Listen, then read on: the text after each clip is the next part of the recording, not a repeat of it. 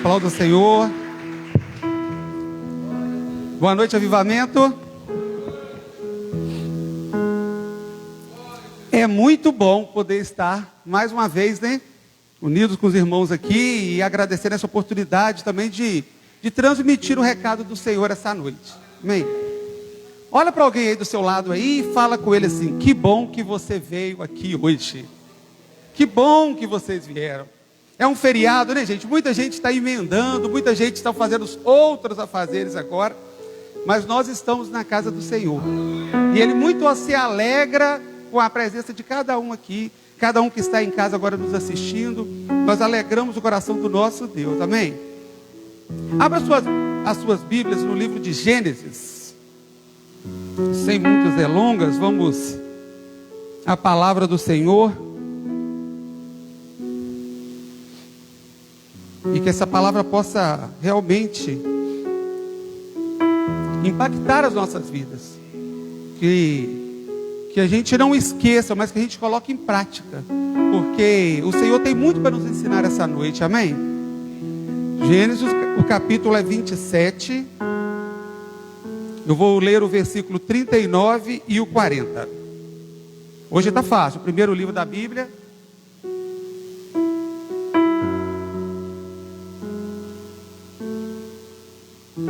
Amém? Eu vou ler, cada um acompanha aí na sua versão. Então lhe respondeu Isaque, seu pai: longe dos lugares férteis da terra será a tua habitação, e sem orvalho que cai do alto. Viverás da sua espada, e servirás a teu irmão. Quando, porém, te libertares, sacudirás o teu jugo da tua cerviz. Feche os seus olhos, vamos falar com o Senhor. Pai querido, Pai amado, obrigado, Senhor, por essa noite. Obrigado por essa oportunidade de estarmos reunidos em teu nome. Obrigado, Senhor, por tudo que já aconteceu aqui, Senhor. Obrigado pelos louvores, ó Pai, alçados ao Senhor. Obrigado pela tua presença que se faz manifesta nesse lugar, Espírito Santo. Toma agora, Pai, cada um que está aqui, Senhor Deus. Fala através da minha vida, cada um, Senhor Deus, o teu recado. O recado que o Senhor tem para cada um de nós. Esse é o nosso desejo, em nome de Jesus. Amém. Amém. Irmãos, então ao mês de setembro, nós estamos trabalhando aqui na igreja a liberdade. Independência significa liberdade. Então no mês da independência, parece ser uma ótima proposta para a gente trabalhar essa liberdade. Só que o Senhor hoje Ele me deu uma palavra, e nós vamos meditar sobre ela, que nós vamos meditar um pouco sobre o jugo. Fala comigo, jugo. Jugo. Nós vamos meditar sobre esse jugo, porque na verdade o jugo é o que tem nos limitado, é o que tem nos impedido de sermos verdadeiramente livres do Senhor.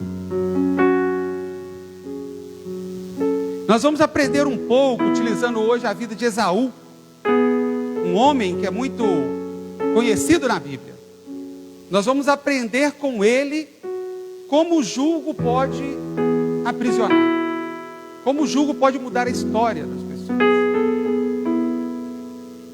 O texto que nós lemos aqui, ele faz parte de uma história bem conhecida, todos aqui já devem conhecer. Aqui está logo após Jacó roubar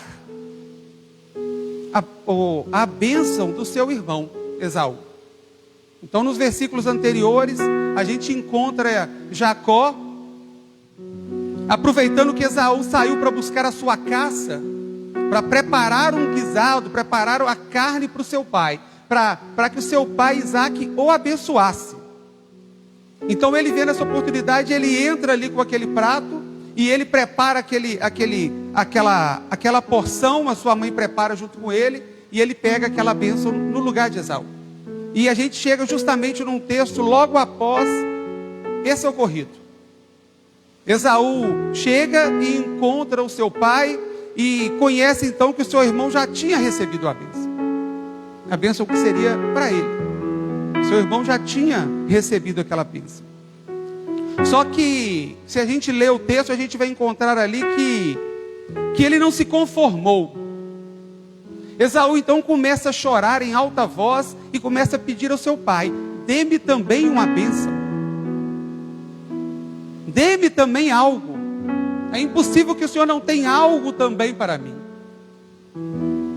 E o pai, Isaac, muito sábio, ele vem falando o versículo 39 e 40, que a gente lê aqui. Que é a única coisa que podia ser dita pelo pai, tendo toda aquela circunstância, toda aquela cena trágica que acabou de acontecer, e ele perceber que tinha dado a bênção para o filho errado, mas a bênção já tinha dado. Então ele falou a única coisa que ele sabia, que é o que ia acontecer. Ele fala ali então para Esaú, esse versículo 39 e 40.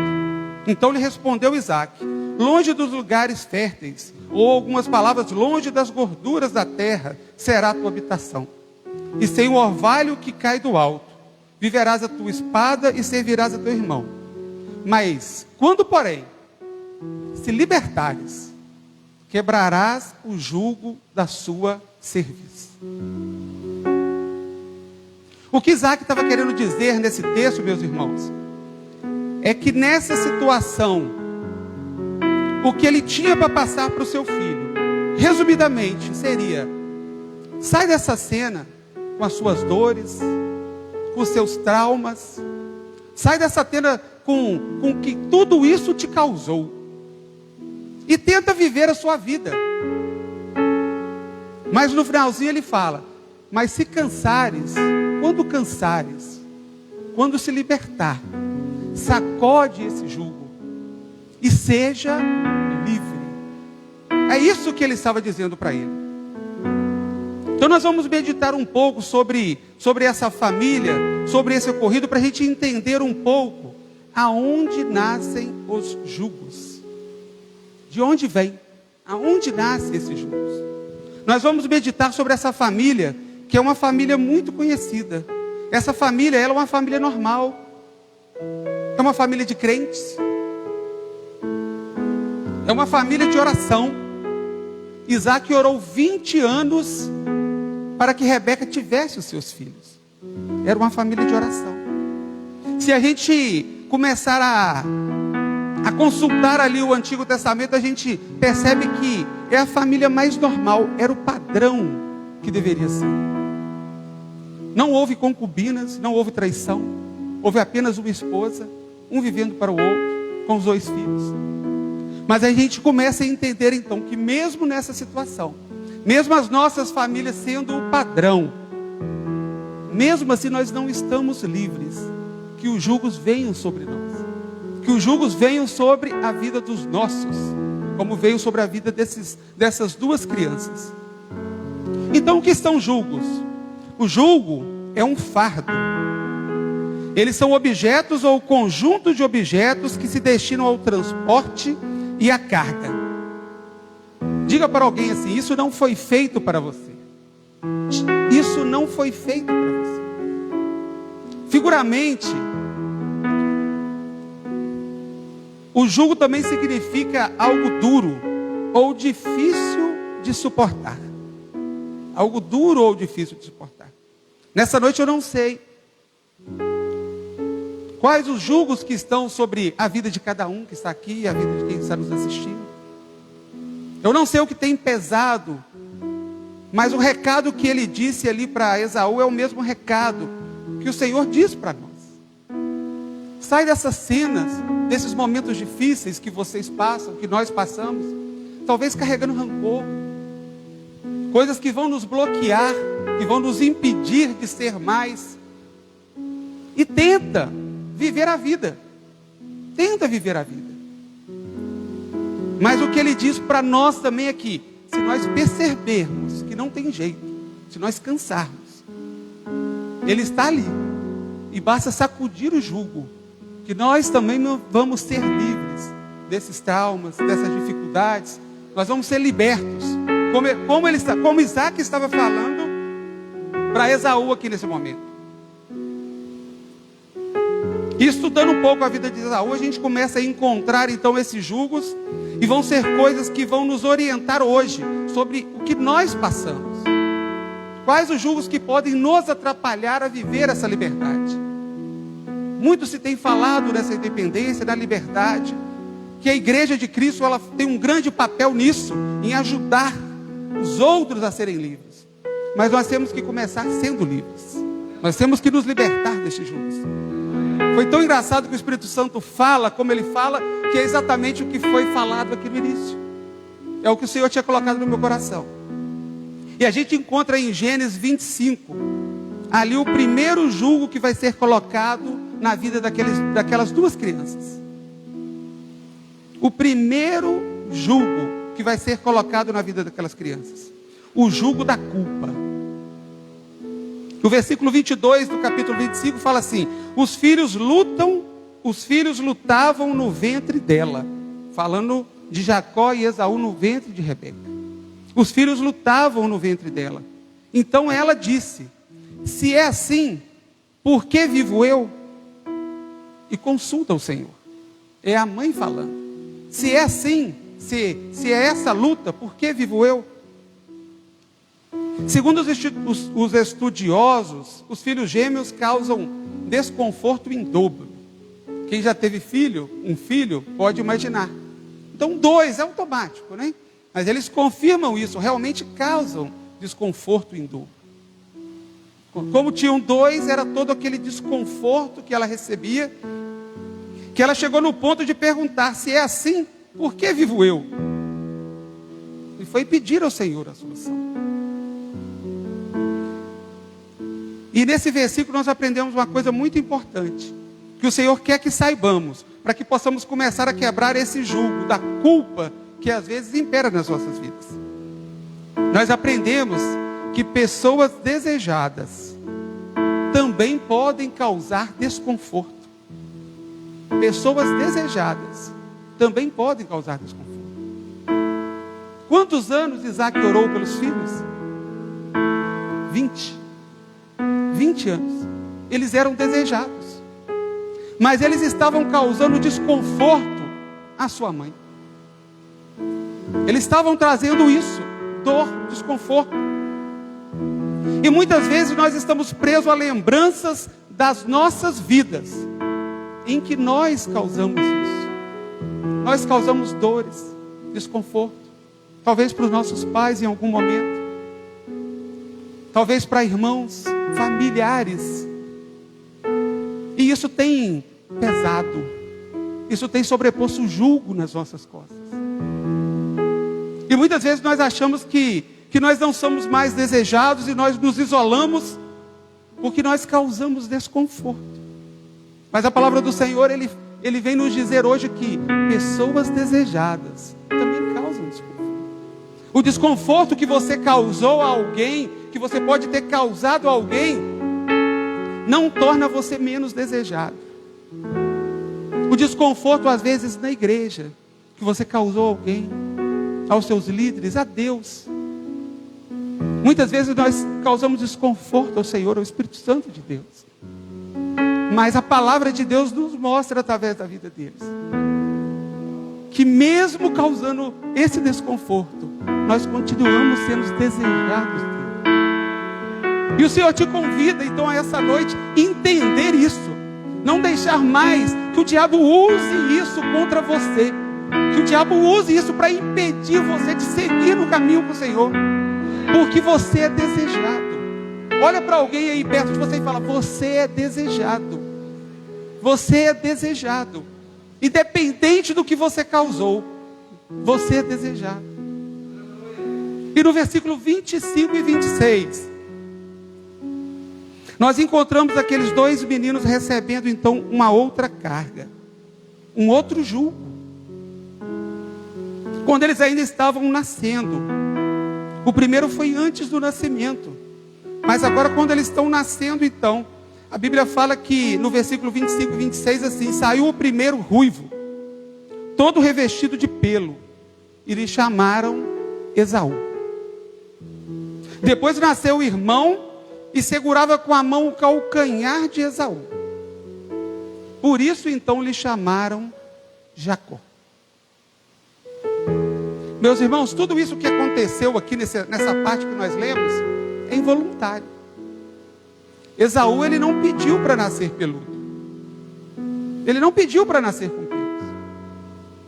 E apesar de muitas vezes a gente prega sobre isso, mas quando Jacó nasceu, ele não tinha entendimento de quem era primeiro, quem tinha primogenitura, quem ia roubar o que de quem.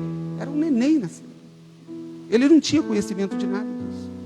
Mas porque ele nasceu com a mão no calcanhar do seu irmão, então já foi logo colocado, Jacó. Todos os dois foram marcados por uma ação inicial.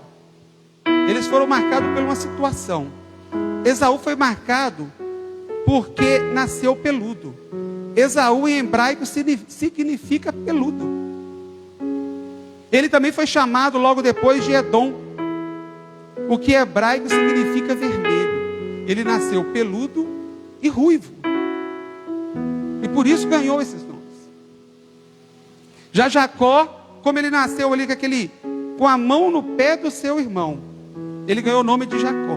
Que em outras coisas também, mas também significa literalmente aquele que segura pelo calcanhar. Aquele que segura pelo calcanhar. Logo no nascimento, eles receberam rótulos. Mesmo com ações inconscientes, coisas que não estavam no seu poder, no seu domínio, eles foram rotulados. Rotulados. Existem duas formas que as pessoas geralmente usam para nos rotular: a nossa aparência, como foi com Esaú, ou também eles usam ações involuntárias que fazemos, coisas involuntárias. Quem trabalha em área industrial, lá na usina, quase todos têm apelido. E é justamente por isso a gente começa a verificar.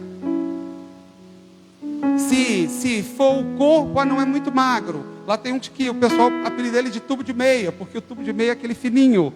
Então, é rotulado como tubo de meia. E o nome pega. Tem um que anda, só aquele movimento, o movimento deles parece o pulo. Aí apelido de pula-pula. O pula-pula é o camarada. Ações que são involuntárias. Às vezes algum tique, alguma coisa, e aquilo vira um rótulo.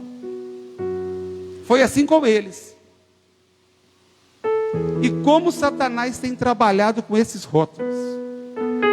Como essas palavras são lançadas na vida de pessoas. Meus irmãos, Satanás foi capaz de perverter a palavra de Deus. Ali com Eva, ele alterou, ele mudou o sentido, ele mudou o significado.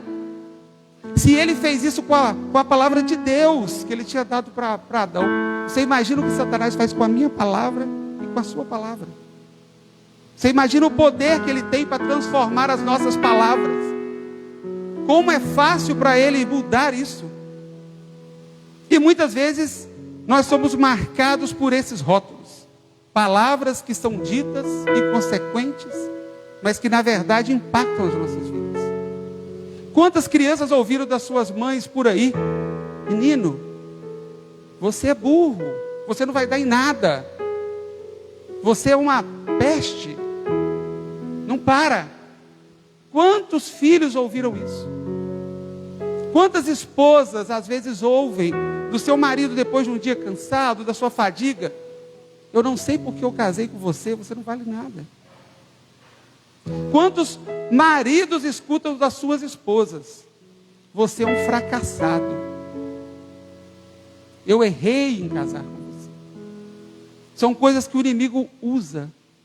São momentos que o inimigo usa, e esse jugo fica sobre as nossas vidas, e nós não conseguimos nos livrar, e nós começamos a sentir então que nós não somos mais amados, que nós não somos queridos do Senhor, porque o inimigo tem colocado esses jugos nas nossas vidas. Satanás tem deitado e rolado em cima de rótulos: vermelho, enganador, fracassado, sem futuro. E ele tem travado a vida de muitos. Dentro da igreja, algumas palavras ditas: você não tem talento, você não serve para fazer isso.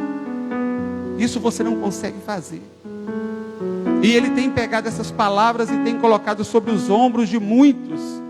Mas o Senhor, Ele nos trouxe aqui hoje, Ele separou essa noite para falar que isso não é verdade. Que Ele nos ama. Que Ele nos chama pelo nosso nome.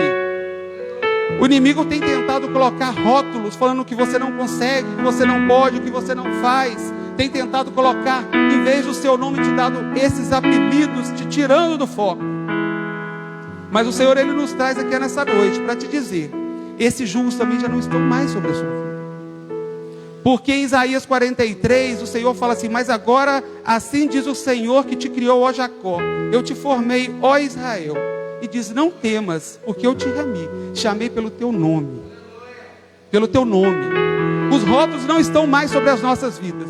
Esse julgo que a gente carrega de problemas familiares, de problemas que nós tivemos lá atrás com os nossos pais, xingamentos, marido, esposa, filhos, irmãos, o Senhor joga por terra. Ele fala que nos chama pelo nome, Ele nos conhece a cada um. É assim que nós temos que receber a nossa vida, sendo chamado pelos nossos nomes. E no versículo 28 nós encontramos outro jugo, que é jogado sobre a vida daquelas crianças. No versículo 28 nós encontramos o jugo que é muito comum a todos nós. São as predileções. Predileções. Olha o que diz aí no versículo 28 do capítulo 25, fala assim: Isaque amava Esaú, porque se saboreava da sua caça. Rebeca, porém, amava a Jacó. Meus irmãos, se está escrito aqui assim na Bíblia, é porque era assim mesmo. Isaque amava a Esaú, porque ele gostava da caça. Não é amava mais. A versão, você não vai encontrar a versão que fala amava mais. Isaque amava a Esaú. E Rebeca amava a Jacó. E aí nós encontramos esse julgo de predileções.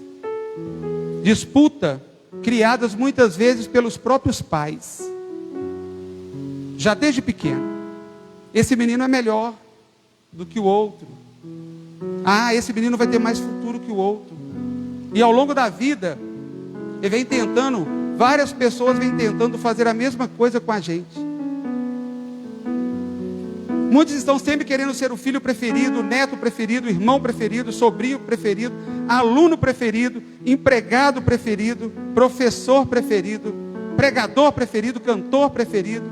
Em todas as áreas das nossas vidas, tem sempre alguém querendo nos colocar no ringue.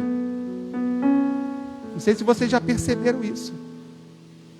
Tem sempre alguém querendo nos colocar no ringue. Tem sempre alguém querendo nos comparar com o outro.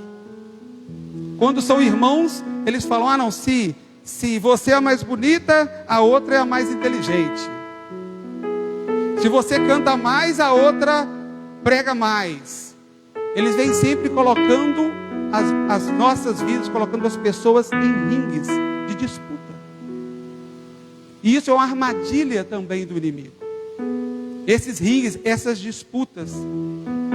E se estende para todas as áreas da nossa vida. E o diabo, ele tem ficado feliz. Muitas vezes vendo pessoas competirem. Casais competirem, irmãos competirem, filhos competirem. O sexo feminino se competir com o sexo masculino. É o que tem muito acontecido, eu tenho trabalhado muito sobre isso. O sexo feminino competindo com o sexo masculino. Meus irmãos, não tem essa disputa. Tem coisa que só os homens fazem, tem coisas que só as mulheres fazem. Isso foi determinado já por Deus. E muitos de nós temos levado esse fardo de disputa que nem era para acontecer. Essa disputa que não era nem para existir. Ela tem nos travado, eles têm trazido traumas decorrentes dessa disputa. Se a gente pesquisar na Bíblia, a gente acha vários casos disso. Eu quero falar sobre Saul e Davi. Sobre Saul e Davi. Em 1 Samuel, no capítulo 16, versículo 21.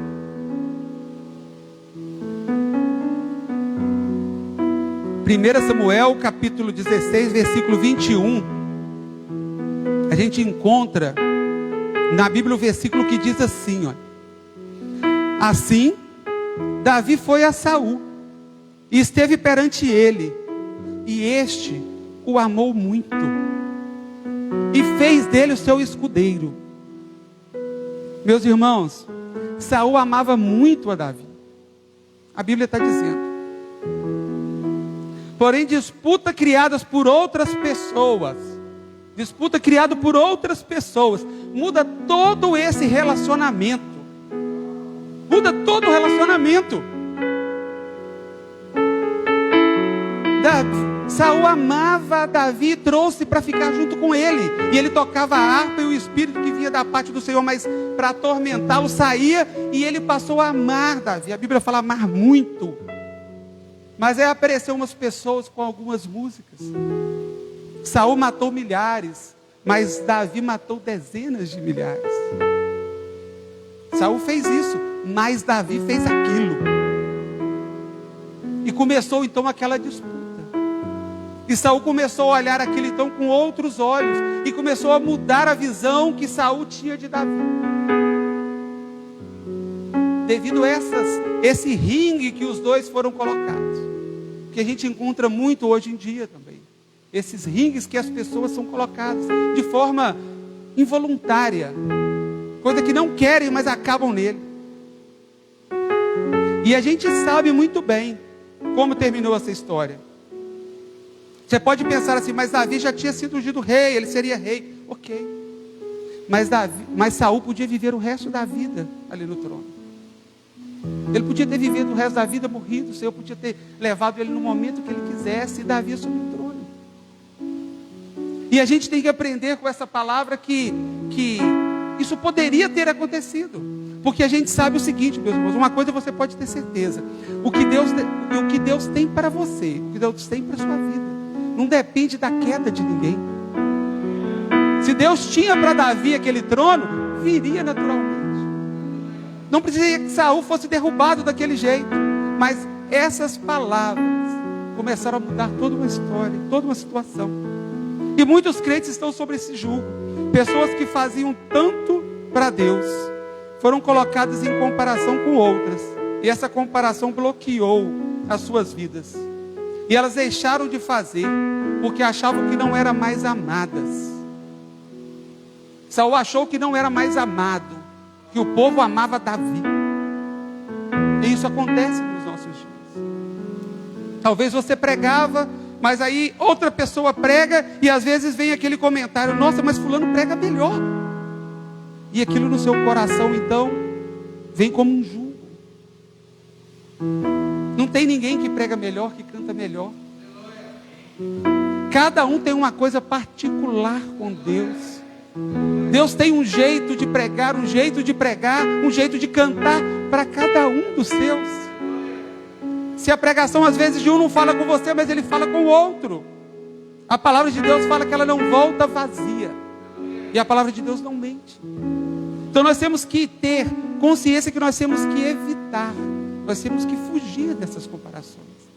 Nós temos que parar de colocar pessoas nos ringues. Parar de colocar pessoas em disputas. Porque isso atrapalha o desenvolvimento da obra, atrapalha a obra de Deus. Às vezes, os estudiosos sempre falam que o efeito de você pensar que não é amado,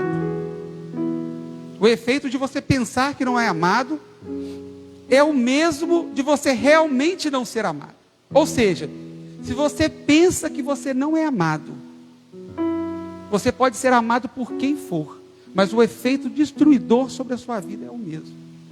Está na mente.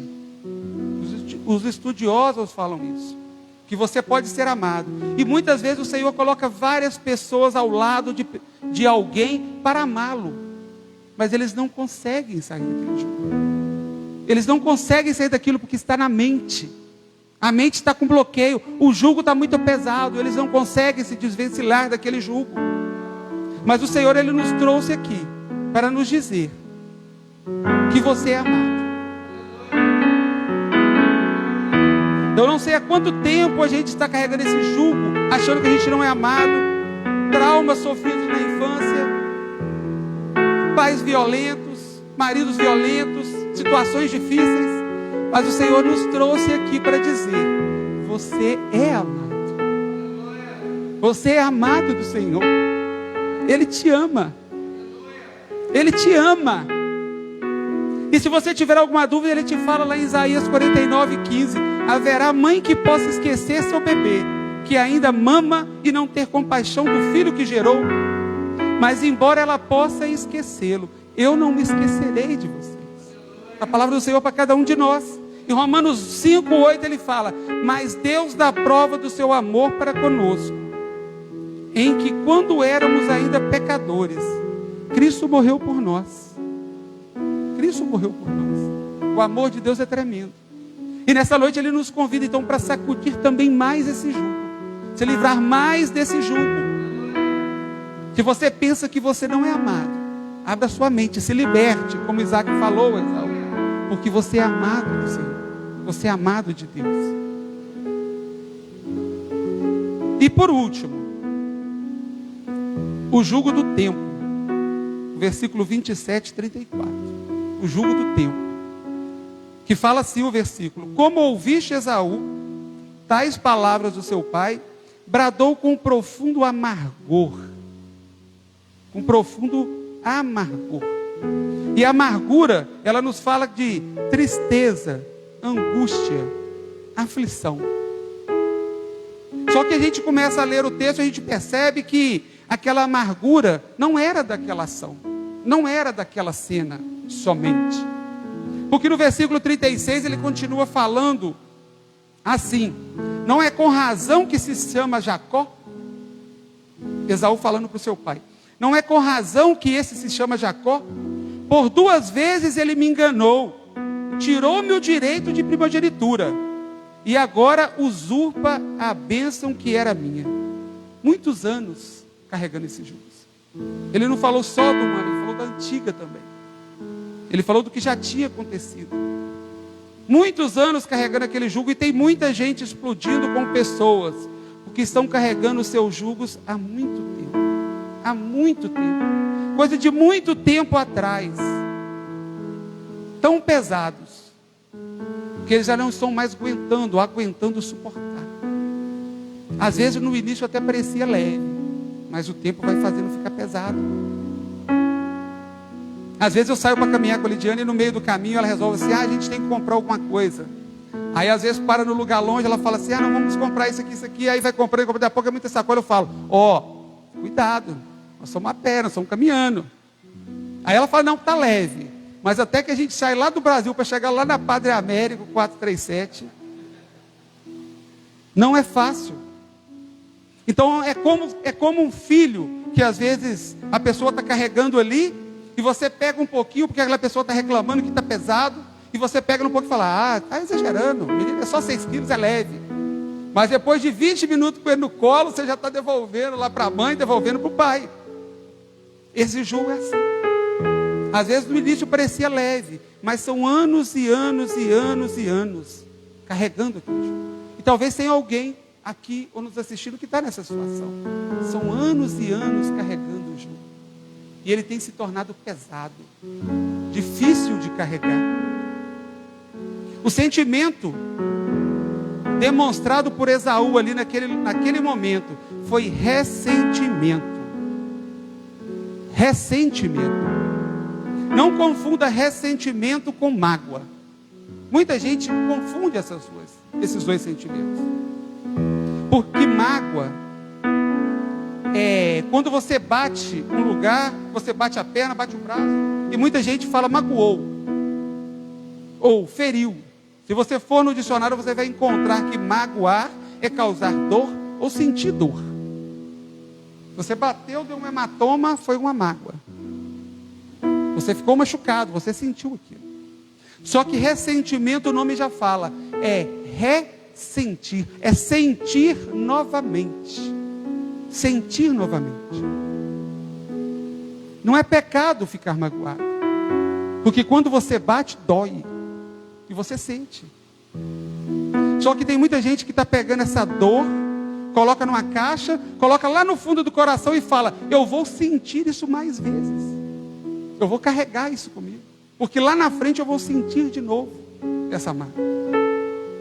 E isso que tem travado as pessoas hoje em dia. Isso que está guardado lá no fundo. Isso que tem nos impedido de realmente sermos livres. Isso que tem impedido de Deus realmente trabalhar nas nossas vidas. E a gente chega no final aqui então, nos versículos que eu li. Que foi o versículo 39 e 40. Com esse sentimento, com esse ressentimento que Esaú então sentia naquele momento, a gente volta aqui nos versículos 39 e 40, que fala assim, meus irmãos, que é o que o seu pai falou para ele, percebendo toda aquela situação, percebendo a cena que ele estava vivendo. Longe dos lugares férteis, algumas versões falam, longe dos lugares gordurosos da terra será a sua habitação. Gordura, ela fala de unção. E sem o orvalho do campo que cai do alto, de provisão, sem a chuva, sem provisão, nesses lugares você vai viver. Da sua espada você viverá. Você vai viver em guerra. Devido a esse ressentimento, você vai viver sem as gorduras, sem unção, sem o orvalho, sem provisão. E vivendo da sua espada. Vai viver em guerras, em lutas. E servirás ao seu irmão. E se a gente procurar na Bíblia, a gente não encontra em nenhum momento Esaú servindo a Jacó. A gente não encontra. Quando os dois vão se encontrar 20 anos depois, Jacó se ajoelha e se dobra 7 vezes até chegar a Esaú. A Bíblia fala isso. Ele manda os presentes na frente, e quando Esaú se aproxima, ele vai se curvando, e meu Senhor, servindo ali a Esaú. A gente não encontra Esaú servindo a Jacó. Mas aquele pai sabia que ele estaria aprisionado àquele ressentimento. Porque quando nós não perdoamos alguém, quando nós guardamos o ressentimento, nós estamos ficando escravos daquela pessoa, a quem nós não liberamos o nosso perdão. E é isso que ele falava. Tudo que iria atrapalhar a vida dele, sem unção, sem gordura, sem provisão, sem a chuva, vivendo da espada no meio de lutas e servindo, mesmo sem servir, escravo daquele sentimento que estava na vida dele. Mas ele termina falando, trazendo uma esperança, que é uma esperança que o Senhor nos trouxe hoje aqui para passar. Mas quando te libertares disso, sacudirás o jugo da sua cerviz e sereis livres. E sereis livres então. E o Senhor, Ele quer que o dia da nossa liberdade seja hoje. Seja hoje. Quando a gente começa a estudar aqui, a gente encontra então 20 anos nessa situação. Esaú ficou 20 anos sem ver o seu irmão. E a gente pensa, quantas coisas perdidas. Quantas coisas perdidas. E tem tanta gente aí ressentido, magoado. Às vezes até com o Senhor, por alguma coisa que aconteceu. E quantas coisas estão sendo perdidas nos nossos dias. Quantas bênçãos estão deixando de ser derramadas, porque nós não liberamos esse perdão, porque nós não nos livramos desse jugo, não tiramos esse ressentimento das nossas vidas. Mas o Senhor, Ele nos traz aqui para falar que hoje é o dia, hoje é a hora. Nós não devemos esperar até que chegue 2041, porque foi isso que Ele fez 20 anos. Hoje é o dia, setembro é o mês, e 2021 é o ano da nossa independência. É o ano realmente que o Senhor vai nos dar a nossa independência. E nós vemos lá, no livro de Isaías,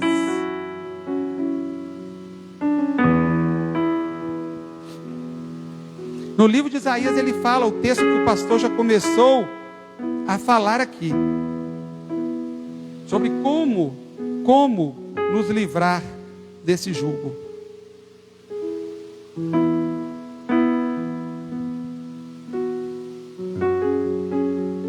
Isaías ele fala sobre a unção que quebra o jugo. Quando o povo estava preso ali, ainda no Egito, e ele já começa a falar sobre aquela situação depois, ele falando que para o povo de Israel, então será derramado a bênção sobre a vida, uma bênção que despedaça o jugo. Isaías capítulo 10, versículo 27.